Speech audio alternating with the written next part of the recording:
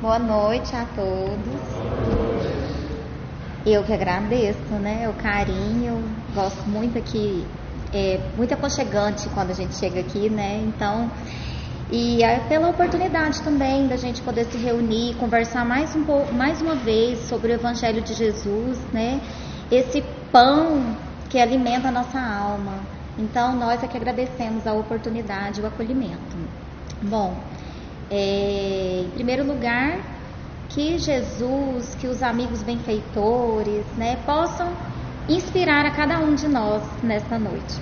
E aí hoje nós vamos conversar, né, estamos começando o ano, né, e a gente vai conversar um pouquinho sobre uma passagem bíblica que é uma das maiores narrativas dos fatos ali da vida de Jesus, dos acontecimentos, que é a ressurreição de Lázaro.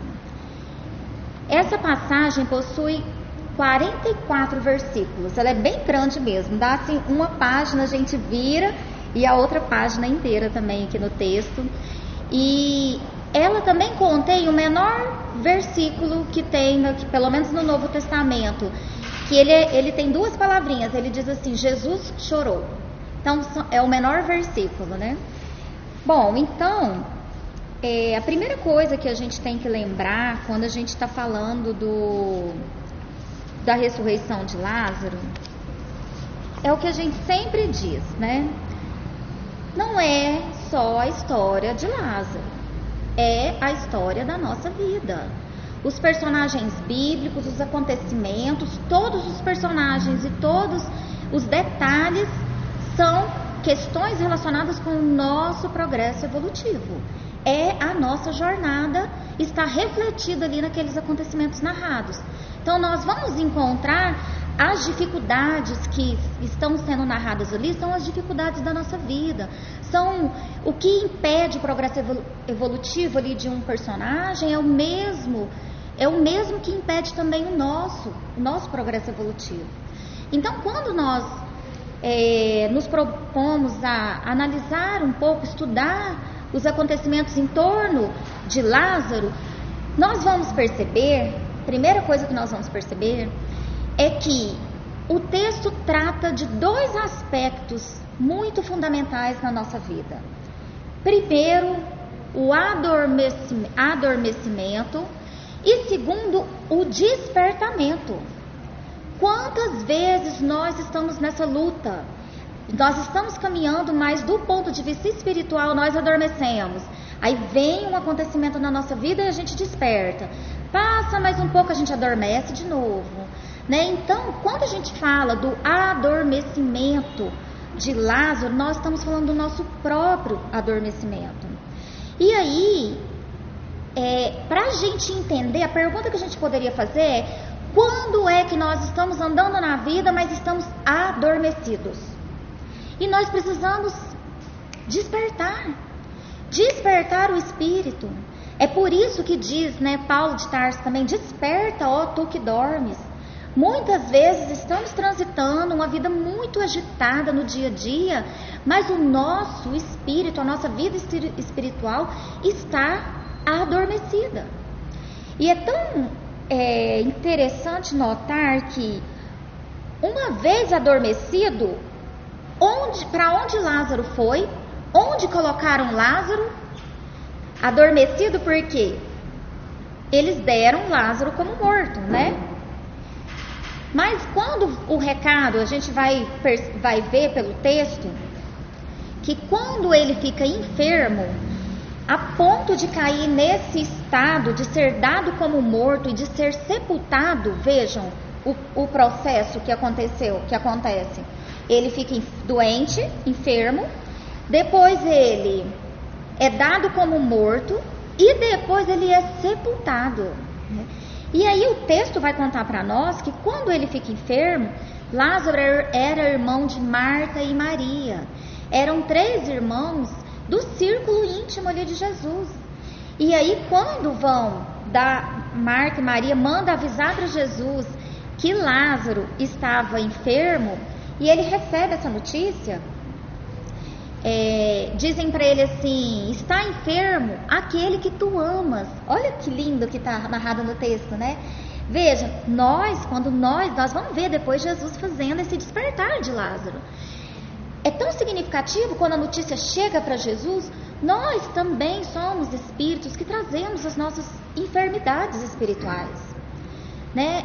Por isso que nós estamos aqui nessa luta, né, na peregrinação pelo nosso processo evolutivo. Quando nós estamos perecendo no vício, né, na angústia, no sofrimento, para Jesus também é da mesma forma. É como se dissessem: Jesus, está sofrendo aquele que tu amas. Assim como Jesus ama profundamente a Lázaro, ele também nos ama. E do mesmo jeito que nós vamos ver Jesus indo ao encontro de Lázaro, nós vamos perceber que esse encontro de Jesus até Lázaro, ele também faz para conosco nas nossas dificuldades. O evangelho do Cristo é o evangelho da consolação. Jesus é aquele que ressuscita, aquele que levanta. E aí, quando dizem para Jesus: está enfermo aquele que tu amas, Jesus responde: Lázaro dorme e vou despertá-lo. Mas Jesus ainda fica 2 dias lá onde ele estava. E só depois de 2 dias é que ele vai até o encontro da família de Lázaro, das irmãs e de Lázaro, né? E aí, quando Jesus está chegando e Marta recebe a notícia de que Jesus está vindo, está a caminho, Marta sai correndo ao encontro de Jesus no meio do caminho. E Marta fala assim para Jesus: Senhor, se estivesse aqui, meu irmão não teria morrido. Vejam que profundo. Se estivesse aqui, meu irmão não teria morrido. E Jesus fala assim: irei ressuscitá-lo. E a Marta não tinha entendido o que Jesus faria, e ela fala: sim, Senhor, no dia do juízo final. Veja, ela está ali trabalhando dentro da crença dela: vai chegar um dia, vai ter um juízo final, né? Era a crença ali dos judeus: haverá uma ressurreição, e aí meu irmão vai ressuscitar, né, Jesus? E Jesus está dizendo: crê em mim, né? Tem alguns momentos que Jesus fala para Marta: crê em mim, aquele que crê em mim viverá para sempre. Mas vejam, então Jesus chegou e Marta disse para Jesus: se estivesse aqui, meu irmão não teria morrido. Então, para a população que estava ali, inclusive há narrativas, né, que a casa estava cheia das pessoas que estavam ali para consolar os familiares de Lázaro. A gente percebe que Lázaro já tinha sido sepultado. Aqui, nós precisamos fazer uma reflexão e trazer esse aspecto do sepultamento para o aspecto espiritual. Porque quando nós pensamos no sepultamento de Lázaro, a gente já pensa, naquela época não era como hoje, eles colocavam numa caverna, né?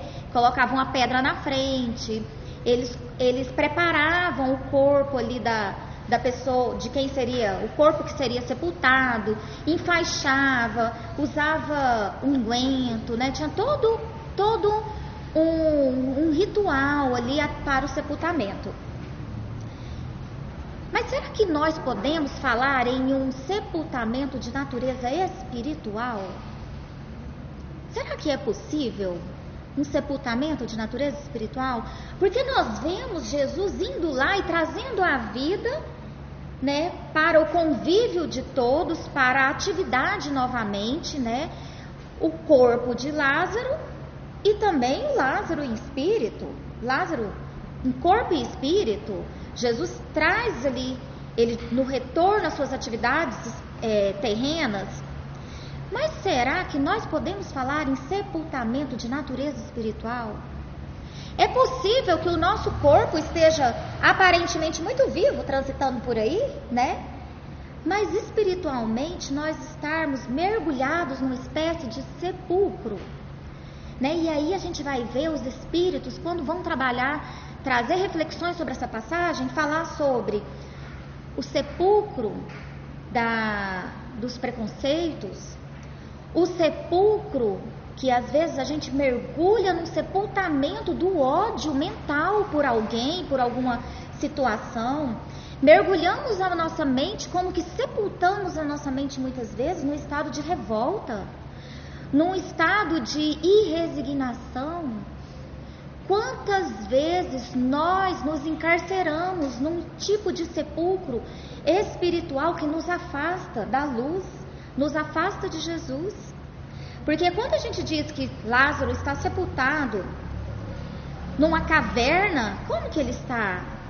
É um ambiente onde a pessoa jaz inativa, encarcerada naquele ambiente. Muitas vezes, se nos falta vigilância e oração, nossa mente entra em estados e somos como que vivos do corpo e sepultados do espírito, porque não vivemos a vida espiritual para a qual nós estamos aqui. Nós não estamos aqui para viver uma vida do corpo, nós estamos aqui para, utilizando o corpo, trabalhar o progresso de nós, espíritos, né? Eu acho até estranho a gente falar o nosso espírito, parece que nós estamos falando de um ser à parte, e na verdade nós somos espíritos, né? Então, nós somos um espírito usando um corpo. O corpo é um instrumento do nosso progresso espiritual. E muitas vezes nós vivemos muito uma vida muito agitada, mas o nosso espírito está estacionado, está como? Adormecido. Então, primeira reflexão que fica para nós é perguntar: como está a nossa vida espiritual? Nós estamos adormecidos ou nós estamos despertos?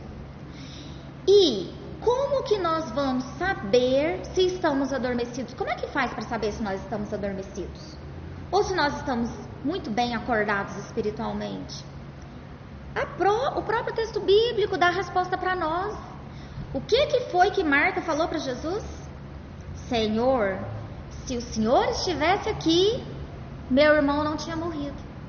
Então a pergunta que nós precisamos fazer para a nossa consciência é: Cristo está aqui? Cristo está dentro de nós?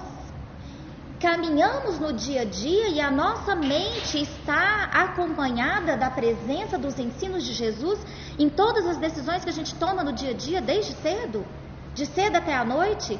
Aliás, e à noite, devemos nós, inclusive, nós sabemos que o descanso é do corpo e que o espírito segue livre durante o descanso do corpo físico, né? Nesse momento, nós podemos até fazer as nossas preces e nos oferecer para o trabalho espiritual noturno. A espiritualidade, nosso espírito está desperto enquanto o nosso corpo dorme. Podemos dizer aos amigos espirituais que nós nos colocamos à disposição do trabalho de atendimento e socorro àqueles que necessitarem, enquanto o nosso corpo repõe as suas energias, né? Então, a pergunta é: Cristo caminha conosco todos os dias no nosso pensamento? Se Cristo está conosco, nós consultamos o seu evangelho antes de agir nessa ou naquela circunstância? Nós nos perguntamos: essa atitude é uma atitude cristã? Ou nós agimos por impulso, né? Por isso que o estudo é tão importante, o estudo dos ensinos de Jesus, porque não tem como a gente agir nas situações da vida como um cristão sincero, muitas vezes por falta de conhecimento de como Jesus agiria. Apesar que as leis de Deus estão na nossa consciência, né? Mas foi preciso que Jesus viesse e inúmeros missionários, porque muitas vezes nós nos descuramos dessas leis. E aí Kardec até fez essa pergunta para os espíritos: por que então um livro contendo os ensinamentos se as leis estão na nossa consciência? E os espíritos responderam: os homens muitas vezes esquecem dessas leis, e daí foi necessário que tivesse um auxílio. Nós podemos consultar o Evangelho de Jesus para poder recordar e trazer à tona de novo essas leis e saber como agir e agir como cristãos que somos.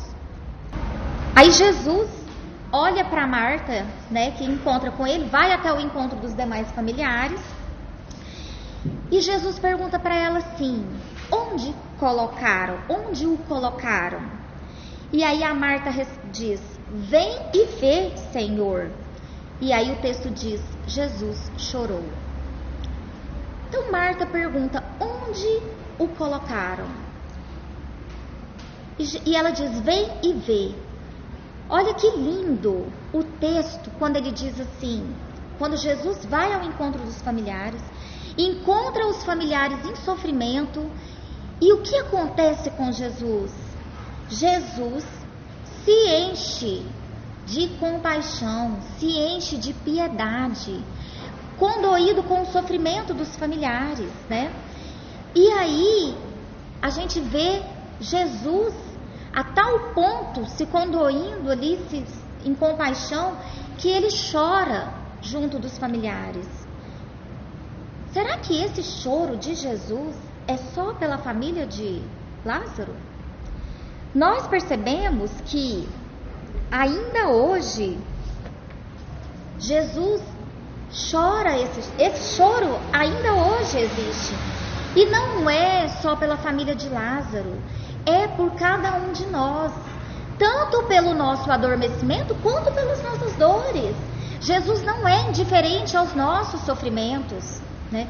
Então, quando o texto diz que Jesus chora juntamente com Marta e Maria, ele está dizendo para nós que Jesus também se compadece de nós. E nós percebemos, tem textos da Amélia Rodrigues, belíssimos, que ela conta que muitas vezes Jesus, quando estava curando alguém, ou quando encontrava uma pessoa ali antes da cura e a pessoa estava em profundo sofrimento, que Jesus realizava as curas com as lágrimas rolando dos seus olhos, né? Então, é tão profundo, é um amor tão profundo, né? Às vezes a gente esquece de olhar para Jesus com esse entendimento do quão grande é o amor divino por nós. É por isso que nós estamos aqui em novas oportunidades, né? E rodeado de pessoas, nós vamos ver o auxílio que a família recebeu, nós também recebemos. E aí, o que acontece? Então Jesus está lá, foi até o sepulcro, está rodeado da família, os familiares estão chorando, as pessoas se aglomeraram ali em torno, todo mundo sabia que tinha tido, entre aspas, né, sabia do sepultamento de Lázaro, porque nós, na doutrina espírita, entendemos que não havia ocorrido ainda o desligamento total em relação do espírito em relação ao corpo, né? Nós hoje mesmo, a ciência progrediu, nós conhecemos diferentes estados em que a pessoa entra no estado de quase morte, chega a ser dado como morto, né? Há várias histórias de pessoas que chegam a ser sepultadas. Eu lembro da minha mãe me contar sempre de uma pessoa, muitos anos, que deu até no noticiário, que o médico dele estava viajando, e quando o médico chega de viagem e contam que o paciente tinha sido sepultado, o médico manda imediatamente retirá-lo do caixão, porque o médico dele sabia que ele tinha a letargia, né, a catalepsia, e aí o médico sabia desse histórico que ocorria com ele. E aí quando abriram, viram até que ele estava virado dentro do caixão ali, porque ele tinha esse histórico que antigamente as pessoas não conheciam, mas Jesus, é claro, sabia. E Jesus, ainda no texto bíblico, responde para as pessoas que foram dizer para ele que Lázaro estava enfermo. Ele responde: esta morte, este, né, adormecimento, ele diz, não é para, vou até pegar aqui, essa enfermidade não é para a morte, mas para a glória de Deus, a fim de que seja glorificado o Filho de Deus por meio dela.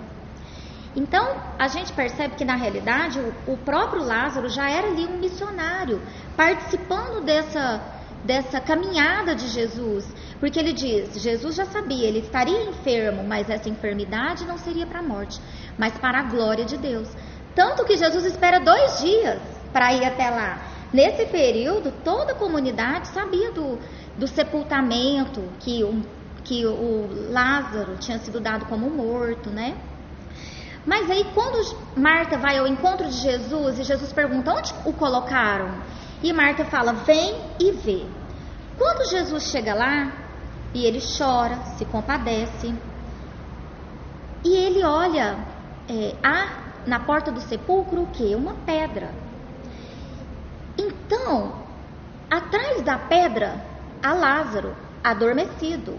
De cada pedra há Jesus, desperto. Nós temos aqui dois lados. De um lado, um sepulcro, a sombra, a inércia, o adormecimento. Do outro lado, nós temos o sol, a vida, Cristo, a luz, né? Mas o que é que tem entre Lázaro e Jesus? O que é que separa Lázaro de Jesus? Uma pedra. Existe aqui uma simbologia muito profunda. Uma pedra separando a sombra da luz. Uma pedra separando Lázaro de Jesus. E a pergunta que fica para nós é: e na nossa vida? O que é que nos separa de Jesus? Porque de um lado, atrás da pedra, existe o adormecimento. Mas com Jesus nós aprendemos que o despertar, está desperto quem está com Jesus, o Evangelho presente na sua vida. Então, se existir ali uma pedra, a gente tem que perguntar: qual é a pedra da nossa vida que nos separa de Jesus? Existem inúmeras pedras. Pode ser a pedra do desamor, a pedra da indiferença, a pedra do preconceito, a pedra do egoísmo, a pedra da vaidade, a pedra da arrogância. Essa é uma pergunta que nós precisamos fazer para a nossa própria consciência. Qual é a pedra que precisa ser removida para que nós possamos efetivamente despertar e sair da ilusão, sair do torpor, do adormecimento? Mas vejam, que profundo, né? Jesus vai dizer para o pessoal que está ali em volta: tirai a pedra. É tão interessante. Tem várias lições nessa questão da retirada da pedra. Em primeiro lugar, a gente poderia perguntar assim: por que Jesus não providenciou ele mesmo a retirada da pedra? Ele vai ressuscitar uma pessoa, né? Vai chamar o espírito ali que estava, às vezes, já estava ali num quase desligamento, num fio muito tênue, estava vinculado ao corpo, mas um fio muito tênue. Ele convoca o espírito retorna e toma posse ali de novo do seu corpo, né? A gente pergunta, por que Jesus também poderia ter dito: sai a pedra, rola a pedra, né? Mas vejam que profundo. Jesus diz para as pessoas retirarem a pedra. As pessoas ali em volta conseguiam retirar a pedra? Elas eram capazes de retirar a pedra? Sim, a pedra elas eram capazes. Mas elas eram capazes de chamar o espírito de volta para reassumir ali tomar posse do seu corpo de novo? Porque ele estava vinculado ao espírito. Nós sabemos que o desligamento total não tinha acontecido. Mas as pessoas tinham essa capacidade de dizer para o espírito voltar? Isso era com Jesus, né? Precisava de uma autoridade espiritual, moral mais elevada. Mas e tirar a pedra? As pessoas podiam? Isso elas conseguiam fazer? Então Jesus deixa que as pessoas realizem a atividade que elas conseguiam realizar, que elas já podiam realizar. Vejam como isso é significativo na nossa vida. Aquilo que nós não podemos, Cristo fará por nós. Mas aquilo que está ao nosso alcance, a espiritualidade deixará por nossa conta. Então, quantas vezes nós fazemos preces pedindo certas coisas que eu imagino que Jesus, se ele pudesse, né? Tem até uma mensagenzinha que rola muito no WhatsApp, que vem um anjinho, né? Uma pessoa faz uma pergunta, aí vem um anjinho e traz a mensagem, entrega na mão da pessoa e está escrito o bilhetinho. Acho que Jesus mandaria um anjinho entregar o bilhetinho e dizer: filho, isso daí você dá conta, né? Então, quantas coisas eu acho que Jesus diria: filho, você nem tentou e já está me pedindo, né? Então, muitas vezes, a gente tem que aprender a pedir a força para realizar, o entendimento para saber o que Cristo quer de nós, né, a sabedoria para saber como realizar, como proceder na vida. Tem até um versículo de Paulo que fala que se nós pedirmos, Deus nos dará entendimento. Porque é mais fácil pedir Deus para realizar o que tem que ser realizado, que a gente gostaria que fosse feito na nossa vida. É mais fácil, né? Mas e se a gente mudar o foco e a gente passar a solicitar a Deus entendimento para que a gente tenha sabedoria para como agir? A força para realizar o que tem que ser realizado. A força para cumprir o dever que precisa ser cumprido. O dever de cristãos. Muitas vezes nós sabemos o que precisa ser feito na nossa vida. Nós sabemos onde precisa mudar e o que fazer.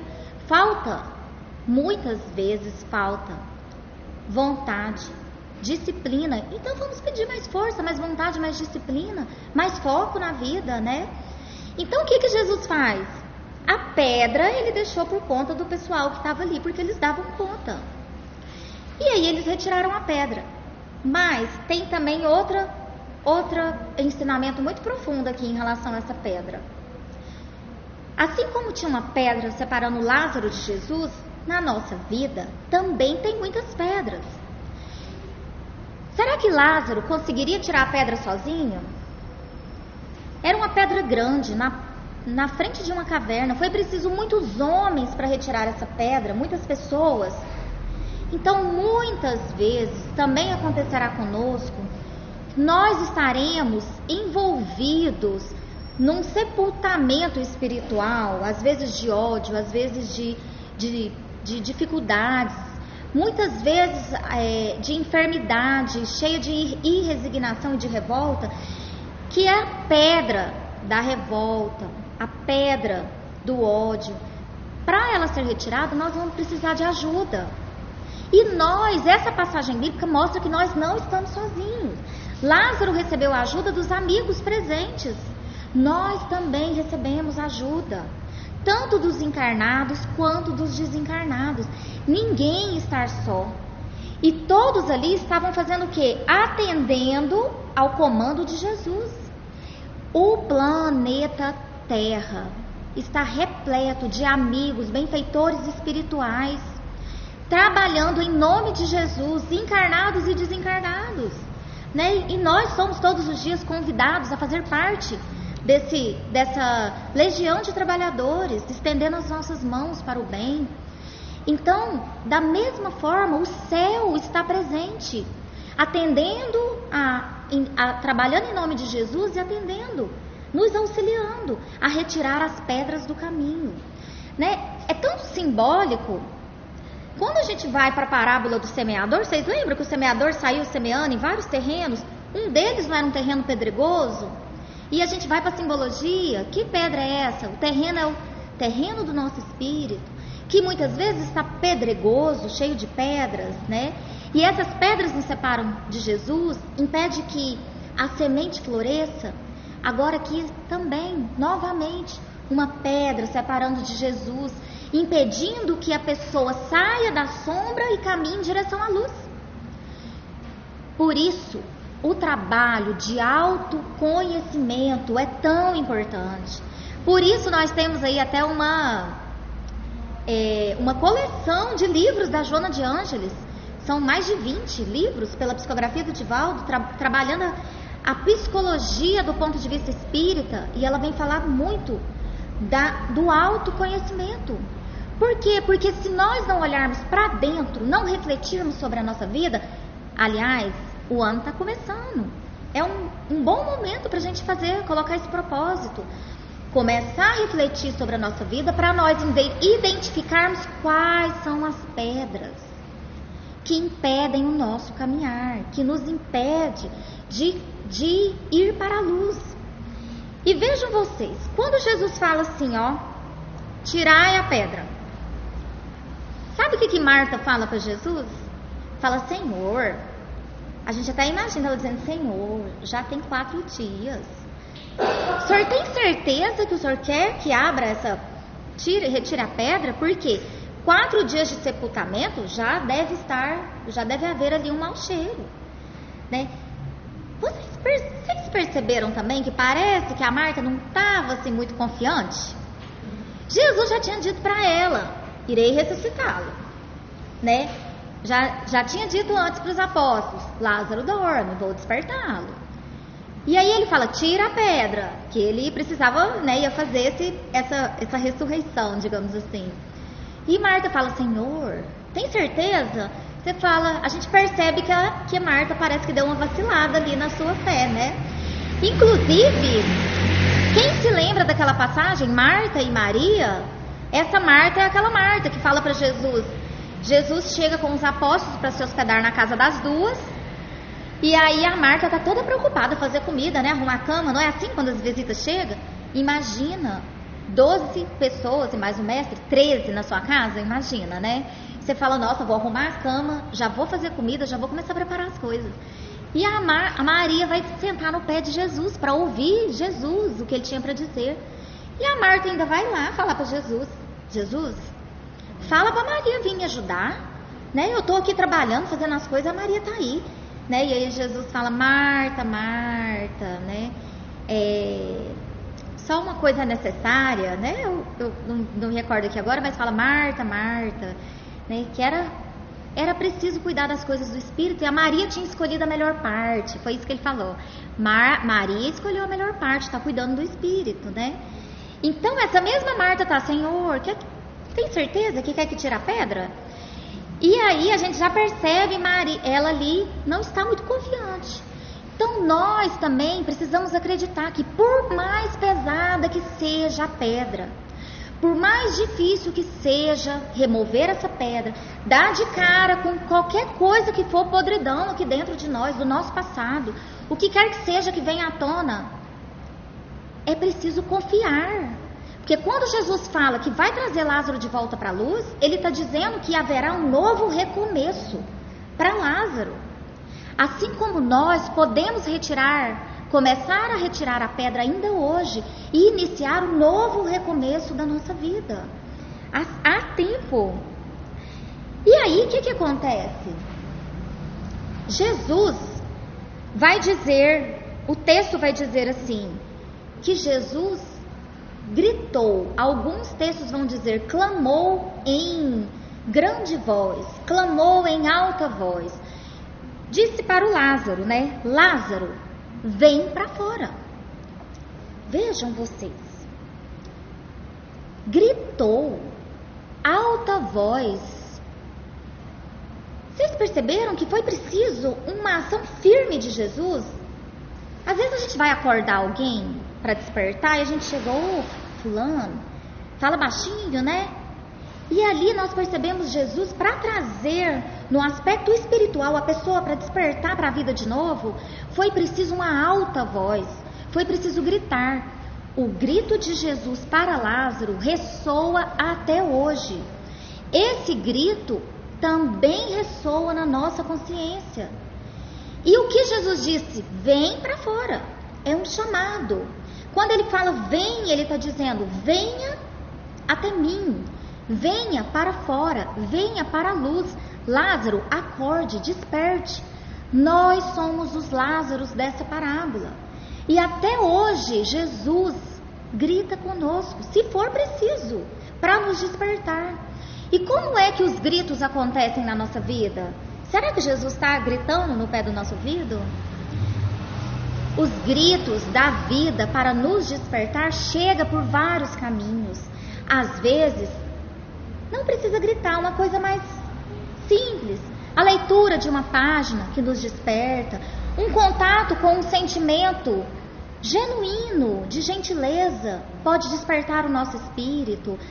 O carinho das pessoas, o amparo da família, as pessoas com quem nós cruzamos no dia a dia. Um gesto de benevolência pode despertar o nosso espírito. Outras vezes, o grito precisa ser mais alto. E às vezes vem uma enfermidade difícil, uma queda, uma dificuldade financeira, vem outros tipos de dificuldade para a nossa vida, a incompreensão, a calúnia, pode vir por vários caminhos que dá uma chacoalhada na nossa vida, e é quando a gente acorda. E aí a gente desperta. Então esse grito, esse gritar que está no Evangelho, está falando desses chamados que a vida está nos convidando a todo instante. nós precisamos aprender a interpretar as circunstâncias. Então, quando Lázaro sai, como que ele sai do sepulcro, ele sai da escuridão e ele vem e encontra o quê? Um sol do lado de fora que aquece. Ele encontra a beleza da natureza, ele encontra as pessoas que choravam já a sua falta, o seu adormecimento. Ele encontra Cristo de braços abertos, chorando, compadecido com a sua família. Ele encontra a luz. Precisamos iluminar a nossa mente. E o caminho é o Evangelho de Jesus. E vejam, quando Lázaro sai, o texto vai dizer assim: saiu com os pés amarrados, as mãos enfaixadas e o rosto envolto em um sudário. Porque as pessoas eram sepultadas dessa forma antigamente. Quem viu algum filme, né, dessa época que tem essa passagem, sai tudo enfaixado. A gente fala até hoje do sudário que cobriu o rosto de Jesus, né? Então Lázaro sai assim, meio que uma múmia, né? E aí, quando ele sai dessa forma, isso é muito significativo para nós. Vocês percebem que todo esse enfaixar, esse amarrado, é próprio de quando nós estamos nas trevas, na escuridão, no adormecimento. Porque nós estamos inertes. É como se houvesse um atrofiamento das nossas potencialidades espirituais, que não foram trabalhadas nos últimos tempos. Então, quando Lázaro sai, é muito simbólico estar enfaixado, amarrado. Porque quando nós começamos a caminhar em direção de Jesus, começa a desatar os nós, começa a se desenfaixar, as correntes pesadas da escravidão começam a quebrar. E aí nós vamos ver Jesus responder assim, ó: soltai-o e deixai-o ir. Vejam vocês, mais uma vez, Jesus podia ter ido lá desenfaixar, vocês não acham? Desenfaixar, tirar o sudário, né? Desamarrar o que tinha que desamarrar. Mas o que Jesus fez? Falou para o pessoal: soltai-o. Em outros textos nós vamos ver: desenfaixai-o. Isso as pessoas poderiam fazer por Lázaro? Poderiam. E quantas vezes o enfaixado, o amarrado, o acorrentado somos nós, nas nossas ilusões. E nós podemos contar com pessoas amigas que surgem no nosso caminho, com a espiritualidade também amiga, para desamarrar, para nos ajudar. Então nós temos aqui duas simbologias muito profundas. Nós também podemos fazer isso pelo próximo, ajudar na retirada das pedras do coração, da vida do próximo, ajudar a desenfaixar, a desamarrar as dificuldades da vida do próximo, assim como nós também recebemos um amparo. Quando nós somos bebês, se não fosse o amparo de alguém para nos amamentar, para cuidar, para alimentar, para cuidar na hora da doença, talvez nós não estivéssemos aqui nessa oportunidade agora. Quantas pessoas caminharam na nossa vida, desatando, desamarrando e amparando? Que nós possamos fazer isso pelo próximo, né? E depois, o que Lázaro teve? E Jesus ainda fala: deixai-o ir. Jesus confere a ele liberdade para recomeçar. Essa, meus irmãos, é a história da nossa vida. Nós também recebemos a todo instante a possibilidade de recomeçar, como Lázaro recomeçou. Esta encarnação por si só já é uma oportunidade de recomeço. Então, a mensagem que nós queremos deixar aqui hoje é que nesse início de 2023 façamos um propósito, nos apresentemos a Jesus para uma nova ressurreição espiritual e que possamos caminhar em direção a Ele sempre com a mente e o coração iluminado, as mãos desenfaixadas, para que nós possamos servir a Cristo. E que assim seja.